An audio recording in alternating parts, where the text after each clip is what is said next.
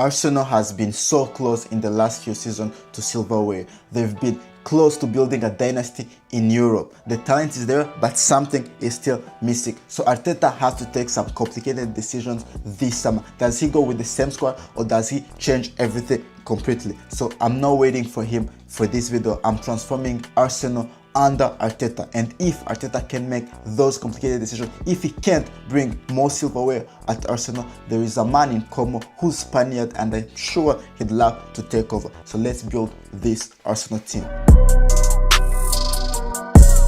So you already know the drill. Let's start with the goalkeepers. I'll keep David Raya, honestly top 3 goalkeepers in the world, best goalkeeper in the Premier League, most clean sheets. Yes, he's well protected by the best defense in Europe, but even when he has to work, he really does it well. Really a modern goalkeeper. I think there is no debate having. Kepa stays as my number 2, really important in the dressing room, so I keep him. And as a third goalkeeper, I keep the young Tom Steadford. So that's my goalkeepers. And we move at centre back, and my starting pairing is Saliba and Gabriel. Honestly, it's a generational pairing. Both together, when they're together, they're the best defense in Europe. Gabriel this season has played every single minute, the most in the squad. He is your leader at the back, he is your warrior at the back, and he's partnered alongside Saliba, who's probably the best centre back in the Premier League, one of the best centre back in the world. So I think you keep that back line. And to replace them, you have Mosquera, who can come in and sort of get minutes if Saliba is injured or anything. Mosquera, a wonderful talent. You also have Carafiori, who can play that left centre back role, who also hasn't been playing a lot this season because of injuries, but at his best, Carafiori is a great centre back too. You also have Piero Incapi, who can come in, and even Julian Timber, and even Ben White if needed. We don't need to recruit at centre back this season.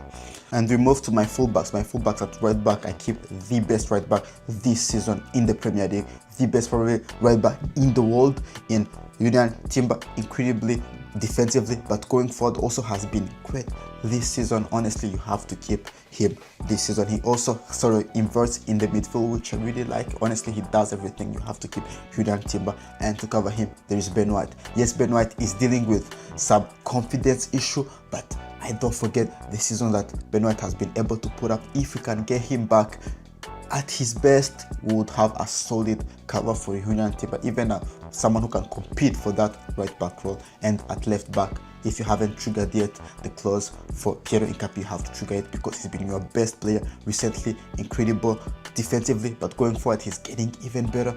He is a warrior on the pitch. You have to build your team around those players. Piero Incapi, very reliable. He starts as my left back, and there is rumors that Lewis Kelly might be sold this summer to a team like Manchester United. Look, if you sell Lewis Kelly this summer, you will regret it. You have to keep a player like him, especially a player that is from Arsenal. He's an academic graduate, really good going forward, can play in that midfield, can play multiple positions, and honestly, you have to keep him. He is also a great cover for Piero Incapi, and I don't forget that at 18 years old, he was starting in the Premier League last season. You have to build a team also around these young talents. So Lewis Kelly stays as my backup for Piero Incapi, and the only sell I make is Jakub Kivior, who is at loan at Porto. If Porto doesn't trigger the buyout clause, I would sell him to another team because he's having a great season, and I think he will be sold for a good money. So let's move to the midfield. So for my double pivot, the player that starts honestly is currently the best Arsenal player this season. He's had 5 man of the matches, 5 assists this season, 36 possession win, 145 progressive carries. He is the heartbeat, he is the engine, he is the leader of this team, and he gets the armband. Rice gets the armband. It's his team now. I build this team around a player like him. He is quality. Probably the next PFA player of the year. You have to give him the keys for the midfield, but the keys also for the team. He is incredible. Honestly, he does everything. Every time I watch Arsenal, he's like, it's as if when you're having a dinner, he's the one that cooks, he's the one that serves the table, he's the one that also does the dishes after that, also puts the dishes in the dish. He does everything, Declan Rice. So you have to start him in that double pivot, and next to him I want a player who's more malicious, a player who's won a bit where he has played, a player who and bring in also different qualities. I need a register. I need someone that I think the profile that Arteta wanted in Zubimendi, but unfortunately Zubimendi for me has disturbed me a bit this season, so I'm bringing someone to compete with him for that role. And the rumor that are currently circulating is that Arsenal do want Sandro Tonali. I think he is the perfect profile, and honestly I think Sandro Tonali is the right profile because Newcastle need to sell. They have PSR issues, and I think they'd rather lose Sandro Tonali than Bruno Guimaraes. So if Arsenal can bid around 60-70 million for Sandro Tonali, I think that would be incredible because Sandro Tonali is still the most expensive Italian player ever. Let's not forget that he's already won the Scudetto with AC Milan. He's already won the Carabao Cup with Newcastle. This is a player that when the pressure elevates, when there is important games, for example like in the Champions League this season, he's been incredible, he's been great. Yes, he's coming off from a suspension, a 1-year suspension, and let's hope that won't happen again. But again, the qualities of the footballer are just incredible. One of the best midfielders in the league. Passing ability incredible, tenacious, covers a lot of ground. I think Rice and Tonali in midfield, nobody could pass in that midfield. I think Zubimendi stays also as my cover for Tonali. He fights for that spot. There is also Mikel Merino who also can fight for that spot. There is also Cristiano Ronaldo who brings in more experience. So that's my midfield. And yeah, this one might be controversial because that stripped away his captaincy, Martin Odegaard. But no, I'm not only doing that, I'm also selling him. Yes, he's your captain. Yes, he's supposed to be your star player. But honestly, it's been 4 years he's captain and there is 0 trophies. There is always flashes of brilliance. There is that season in 2022 where he's good, but there is never consistency. Yet it's not only due to him, there is also due to injuries. But I think at 27, he is at his peak of his value. I think it's the last time you can really obtain a good fee for him. Maybe a team in Saudi, maybe Real Madrid want him back, maybe a team like Inter Milan would need his services. I think Arsenal have to sell. If you can obtain 50, 60, 70 million for Martin Odegaard, I think that's a great offer.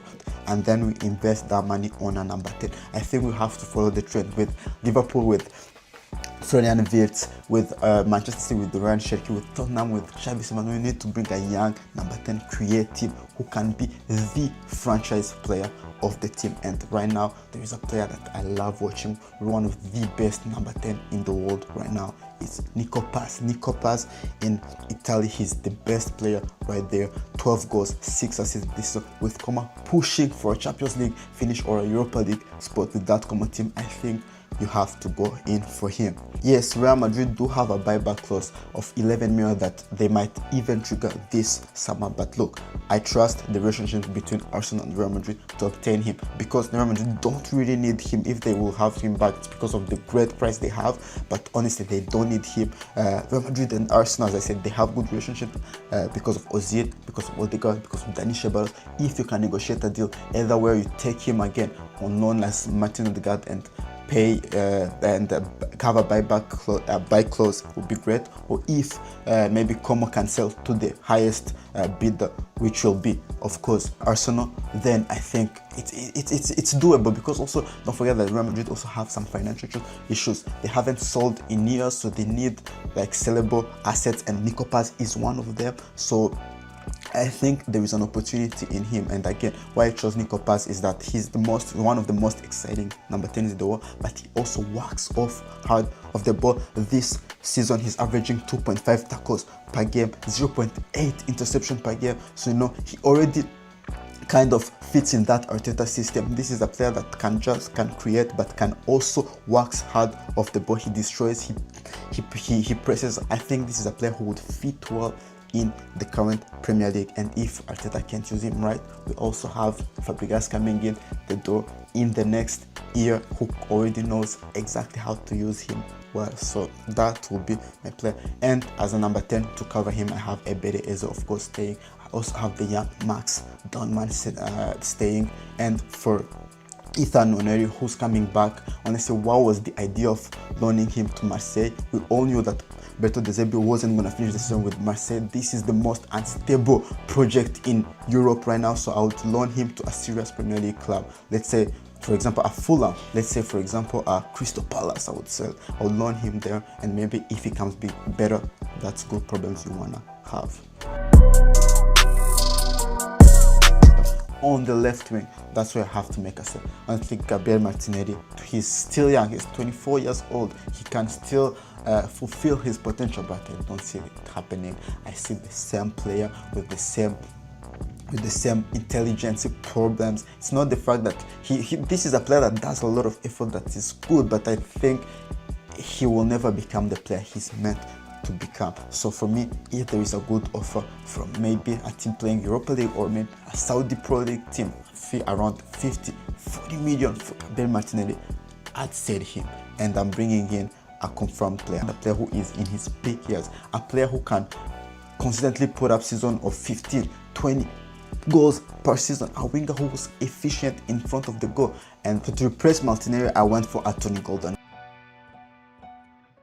As you all have seen, Anthony Gordon has decided to join Barcelona this summer, by the way. What a surprise transfer. I wouldn't have thought that Anthony Gordon would move to a foreign country. I would have expected a team like Liverpool to fight for him, or Arsenal in my transfer, but he's gone to Barcelona. So the other option I had for Arsenal, which was an option that they had considered last summer, is Nico Williams. Nico Williams will be allowed to leave this summer for a fee around 70-75 million because he signed that long-term contract, but I still think Nico Williams is a great player. Yes, this season he's been ruined with a lot of injuries, but we'll see him in the World Cup. Nico Williams would Spain. Nico Williams, fully fit in a functioning team, is one of the best wingers also around there. So for me, Nico Williams would be my ideal replacement for Anthony Gordon in that Arsenal transfer window under Mikel Arteta. If you have Nico Williams on the left and Saka on the right, I think you have wingers that can press, wingers that can create, wingers that can score, and wingers that never stop running. I think that would be a great wing pairing. And to replace him, to sort of rotate with him, you keep Trossard. I think you still have a bit to offer. There is experience in Trossard, one of your most reliable goal scorers up front. So you keep Trossard to come in and sort of rotate with him. You also have Ebere Eze, who can play in that 10 role, but who can also play on the left wing. So as my striker, as my backup striker, I keep Kai Havertz. This season has been ruined with injuries, but I think at his best, if we can get back him to his best, maybe this is my contender for my starting striker, so I keep him. And Gabi Jesus, honestly, he's 29 now, he's injury prone. Look, injuries have destroyed him. I think I'd sell him. If there is a team in Brazil, team like Flamengo, Palmeiras, that comes in with a good offer 10-15 million, I'd sell him. Or even a Saudi Pro League club, if they can come and take him, I'd sell him. And for my starting striker, I keep Victor Gyökeres. Yes, it's not the striker that I love watching, honestly. The eye test, it hurts, but honestly, he's still doing the job. If you look at his numbers, he's in the top percentile for XG and conversion rate. The numbers don't lie, he's still putting up good numbers. Arsenal top scorer this season in a team where they can create loads of chances for him. I still back him to score loads of goals. And look, if next season he hasn't put up numbers or expectations that we all have for him, then we will look for another solution. But I still think it's not time to go for and bring in, for example, an Eli Junior Kopi. You don't have 100 million to go and spend on the attack after last season paying 60 million for Victor Gyökeres. Give him another season and see what he can do. So this is how Arsenal finally wins a trophy. So guys, I want to know your thoughts in the comments, and thanks for watching, and I'll see you next time.